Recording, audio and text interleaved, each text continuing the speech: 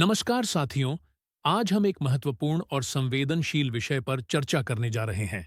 वक्फ अधिनियम 1995 और 2024 में हुए संशोधन। यह कानून वक्फ संपत्तियों के प्रबंधन और सुरक्षा से जुड़ा हुआ है। 2024 में इसमें कुछ बड़े बदलाव किए गए हैं, जिन पर आज हम विस्तार से चर्चा करेंगे। अगर आप इस विषय को विस्तार से समझना चाहते हैं, तो इस वीडियो को अंत तक देखें और चैनल को सब्सक्राइब करना न भूलें। तो दोस्तों, वक्फ एक इस्लामिक परंपरा है जिसमें कोई भी व्यक्ति अपनी संपत्ति को धार्मिक या परोपकारी उद्देश्यों के लिए दान कर सकता है। इस संपत्ति को बेचा या किसी अन्य प्रयोजन में इस्तेमाल नहीं किया जा सकता। 1995 में केंद्र सरकार ने वक्फ अधिनियम 1995 लागू किया, जिसमें वक्फ बोर्डों की स्थापना। हर राज्य में वक्फ बोर्ड बनाए गए, जो वक्फ संपत्तियों का प्रबंधन करते थे। केंद्रीय वक्फ परिषद (CWC) पूरे देश में वक्फ बोर्डों की निगरानी के लिए एक केंद्रीय निकाय स्थापित किया गया। वक्फ संपत्तियों का सर्वेक्षण हर 10 साल में इन संपत्तियों का सर्वेक्षण करने का नियम था। विवाद समाधान के लिए ट्रिब्यूनल, वक्फ से जुड़े मामलों को निपटाने के लिए विशेष न्यायाधिकरण बनाए गए। महिलाओं की भागीदारी।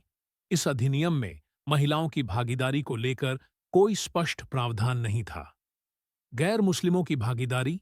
केवल मुस्लिम व्यक्ति ही वक्फ बोर्डों का हिस्सा बन सकते थे।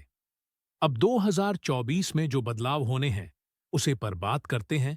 2024 में सरकार ने इस कानून में कुछ महत्वपूर्ण बदलाव किए, जो प्रशासन को पारदर्शी बनाने और वक्फ संपत्तियों की बेहतर निगरानी के लिए किए गए। मुख्य बदलाव इस प्रकार हैं। महिलाओं की भागीदारी। अब राज्य वक्फ बोर्ड और केंद्रीय वक्फ परिषद में कम से कम 2 मुस्लिम महिलाओं को अनिवार्य रूप से शामिल किया जाएगा। गैर मुस्लिमों की भागीदारी।